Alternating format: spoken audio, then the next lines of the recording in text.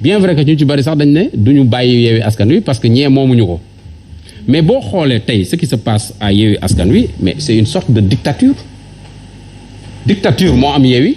La preuve non bàyyi ma terme la preuve comment on peut parler de dictature la preuve mais Amadou ma wax la ko dama la koy jox exemple mais Ousmane Sonko taxawul ne ku mu neexul ma génne la ci groupe WhatsApp bi. non waxul ko mu neexul ma génne la daf ni ku fa wax ju teggi newul je pense qu'il faut reprendre Sonko li mu wax non il n'a pas dit ku mu neexul daf ni ku fa wax joo xam ni teggi newul ñu génne la mais waxul ni ku mu neexul ma génne la waaw mais c'est que je veux pas qu'on dialogue man ak yow. waaw mais il faut l'affaire c'est pas entre toi mais il faut rétablir aussi je parle aux Sénégalais. mais non bàyyi après nga rétablir mais laisse-moi parler aux Sénégalais li nga xam ne moom la ñu wax parce que Sénégalais yi Ousmane Sonko waxul loolu.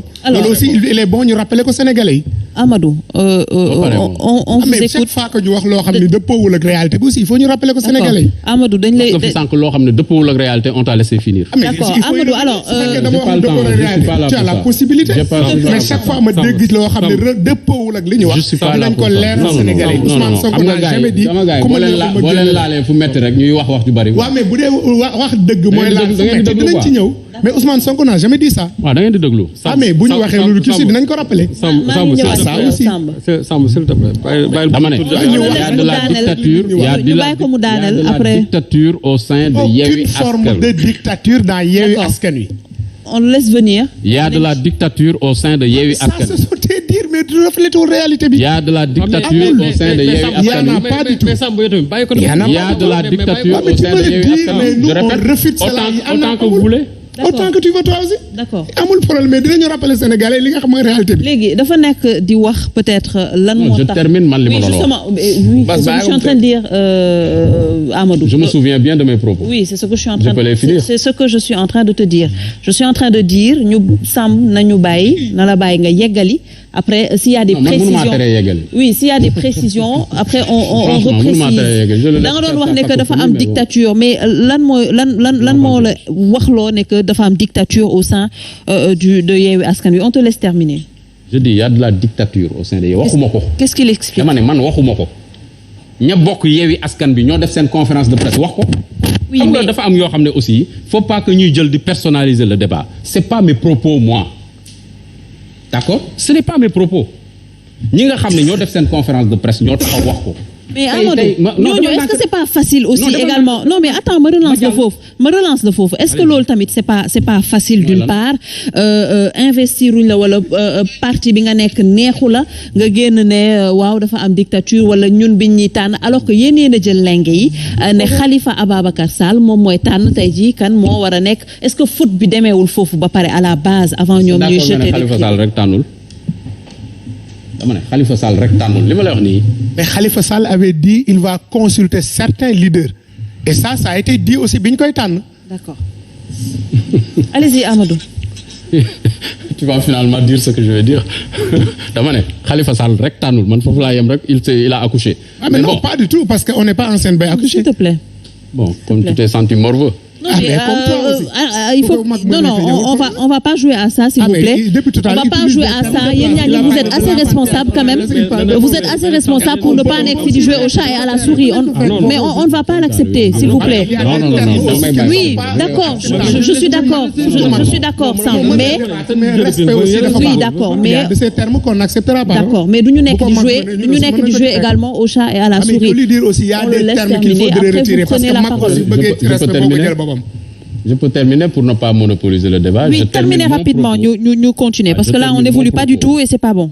Non, je termine mon propos. Moi, je n'ai coupé personne. Oui, allez-y. Damane, je n'ai coupé personne.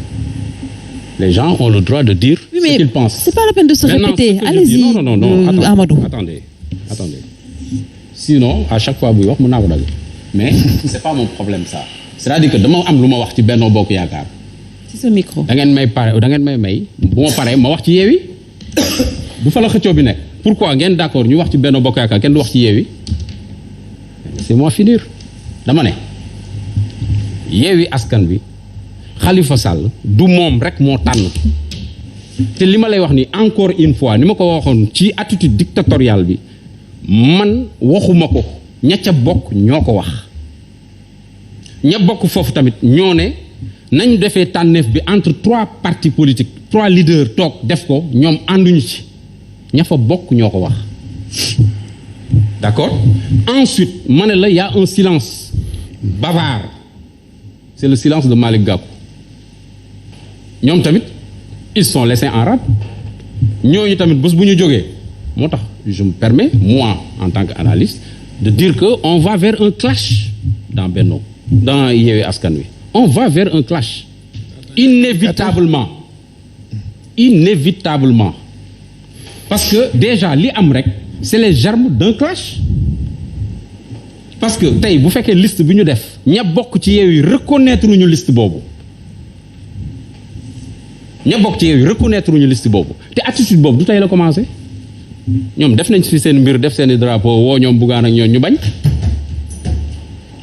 am déet waaw ba mu teelee génn ñu bari dañ ko mere woon ne pourquoi Bougane teel a génn dafa waroon toog Yewwi mais xëy na cette dictature rampante la gisoon. pour la vérité des faits Bougane bañul dugg na ba pare génnaat woowu ñu ko mu bañ ça aussi c'est les faits. D'accord. Alors, s'il vous plaît, je pense qu'on va revenir dinañ ñëwaat ci yéen parce que là ça ne va pas continuer comme ça et on ne peut pas l'admettre pour téléspectateurs quand même yu ñuy seetaan il faudrait qu'on organise un peu que kenn suy wax keneen ki bàyyi ko yéen ñaar ñëpp. Non mais je m'adresse. Oui d'accord mais moi je n'ai coupé personne. Amadou. Non, il faut qu'on soit correct. Je n'ai coupé personne. Oui, mais s'il vous plaît. Vous m'avez donné la parole, il se permet de me couper de manière intempestive. Ouais, d'accord. S'il vous coupe, loolu laa lay wax ni. Voilà. S'il vous coupe, vous lui parlez. On ne va pas. Je vous parle à tous les deux. Voilà. On ne va pas. Non, parce que non, je vous permets pas de me parler parce que moi je n'ai pas coupé. Je n'ai coupé personne. Alors, on ne va pas. On fait des remontrances à quelqu'un qui a fait une faute. Amadou, s'il vous plaît, on ne va pas s'épancher sur ces détails-là. En tout cas, je vous parle à tous les deux. Vous allez arrêter. Non, je vous parle à tous les deux. Ouais, mais moi je vous parle à tous les deux, Amadou. Je vous parle à tous les deux. Mënuñu nekk di def jeu ping-pong kii su waxee kee tontu. Parce que dès que ça. Alors oui, il faut qu'on soit d'accord. Je vais de l'autre côté. Il faut qu'on soit d'accord. Non. On ne peut pas revenir sur lui. Mais donc, il faut que ça soit clair quand même. D'accord. Celui qui se permet de manière intempestive de dagg nit ñi moom ngeen di waxal. Alors justement ñu ñëw ci Benno Bokk ñu ñëw ci Gëm sa bopp tey jii par exemple ñu ngi koy wax tout à l'heure peut-être vous vous attendez à ce que les choses bougent vous attendez aujourd'hui à ce que seen recours ñu accepter ko mais si c'est pas le cas qu'est-ce qui va se passer? Alors balaa loolu baax na tamit ñu leeral lan moo tax Bougane génnoon Yewwi parce que soulevé nañ ko fi léegi. Est-ce que l'histoire ne lui a pas donné raison? Mais naturellement. Pour ne pas vous couper. Keroog dafa dem ba Bougane ba mu fi waxee mbir yi dafay dem bay nduru mbiru dëmm ñu bëri ñaawlu nañ li mu wax mais effectivement tey li nga xamante ni moom la les frondeurs laa ko mën a tuddee entre guillemets de Yewwi on dit mooy mbir mi c'est entre taxawu Pastef ak PUR loolu c'est la pure vérité. Mais laissez-moi terminer pas ce que j'ai dit. Mais Samb, arrêtez quand même. Est-ce qu'ils sont sortis aujourd'hui de Magenta? Ceux qui sont ñi génn ci Gëm sa bopp depuis lors. Raconter des histoires. Ah, c'est la réalité. Ndax lan. Non, ça y a des gens qui ont quitté Gëm sa bopp. waaw ndax lan. Non, ça je demande. Moi je pour lan moo tax ñooñu ñu jógee Gëm sa bopp. Mais c'est parce que ñoom dañoo am intérêt. Voilà. Parce que Sëñ Saliou apparemment suivre li xew. Non. Parce que tey jii nii bu doon suivre nga li xew. Dernier avertissement. Dans ce pays yaakaar naa ni ñi nga xamante ni ñooñu ngay wax ñooñu ay privilège moo tax ñu génn te ñooñu xam nga ñan la def nañ émission ñu jaar ci donc duma ñëwaat fii di répété wu ci loolu mais li nga xamante ni moo am te mu wóor mooy ni mbir mi dafa nduru woon mbirum dëmm li Bougane wax c'était la pure vérité damay rejoindre Amadou ci li mu wax mooy ni tey ku nangu lii na nga nangu lële waxtaan wax dëgg sa la du ñu toog fii ci kanamu sénégalais yi di raayal dëgg bi mooy Benno Bokk Yaakaar waruta bokk ci élection législative yi mais tamit liste Yewwi Askan Wi waruta bu Dakar waruta bokk ci élection yi lii mooy dëgg te loolu yaakaar naa ñun ñëpp war nañ ci mën a parce que mënuma défendre bu dee tey dama défendre ni Yewwi dañ ko war a réhabiliter. léegi bu fekkee kenn bokkul par exemple. est-ce qu'on s'attend à ce que ñu pousse élection législative yi. mais naturellement fa lañ jëm. président de la République ñaari possibilité la am. benn bi mooy ne supprimer na parrainage bi teg na ko nale léegi 15 listes yëpp nañ ñëw jàll. te boobaa yaakaar naa dina gauche ci côté. mais président bi lan moo ko pouvoir boobu. ñaareel bi. la loi ne donne pas ce pouvoir. non may ma tuuti. la loi ne donne pas ce pouvoir. ñaareel bi mooy ñu le conseil constitutionnel annulé arrêté ministériel bi sur le parrainage ñu daal di repousser les élections lii moo fi mën a ne te nañ lañ dem ci les jours à venir lii nii mooy am parce que tey jii nii c'est impensable tey pour que un juge constitutionnel daal ne Benno Bokk Yaakaar du bokk ci élection yi donc ñun ce qu'on est en train de faire c'est que ñun ñu ngi xeex te lu ñu yoon may dinañ jël mais nag tamit du ñu nangu aussi kenn taxaw naan ñu dugg ngeen fii ak bañ leen wooyee bañ ngeen ak bañul leen ñun ne sommes pas dans ça xam nga ñun lu ñu intéressé mooy recours yi nga xamante ni introduire nañ ko au niveau du conseil constitutionnel. Conseil constitutionnel validé ko et que ñu réhabilité ñu loolu mooy dëgg.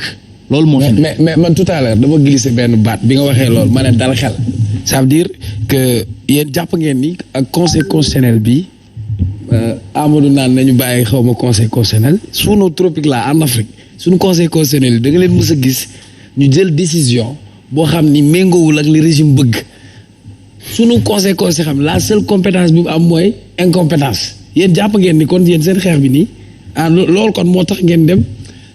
def bu silvissé bi génn ay conférence de presse pour yéen jàpp ngeen ni conseil constitutionnel moo leen di valider pour ngeen mën a bokk ci législative yi est-ce que loolu bokkul ci dal xel ngeen foog.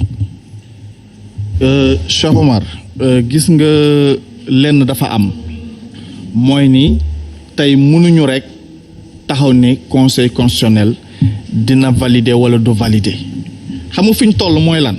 mooy xeex bi tey gis ngeen démb muy tey di démb ak ci ëllëg tamit. le président Bougane mu ngi nekk di rencontrer société civile bi. parce que keroog dañu wax lu am solo mooy ni dafa jot ñu dànkaafu le président de la République xamal ko ni ko réew mi dafa am ñu ko bokkal. justement lan ngeen di xaar ci rencontre yooyu parce qu'on a vu quand même que yéen a ngi rencontrer société civile Frapp France Dégage gisoon nañ ko démb tey entre autres lan ngeen di xaar concrètement ñoo lank wi lan ngeen di xaar concrètement ci rencontre yooyu. liñ ciy xaar c'est simple. mooy ni tey dafa am loo xamante ni dañ ko teg suñu kaw. muy une forfaiture. muy benn acharnement. tey ñu teg ko suñu kaw. ñu dem ci ay élections ñu war a dem ci ay élections ñu ne ñu du ngeen ci bokk. tey baax na ñu dem au niveau de la société civile au niveau des religieux au niveau aussi de l'opinion xamal leen li nga xamante ni moo xew.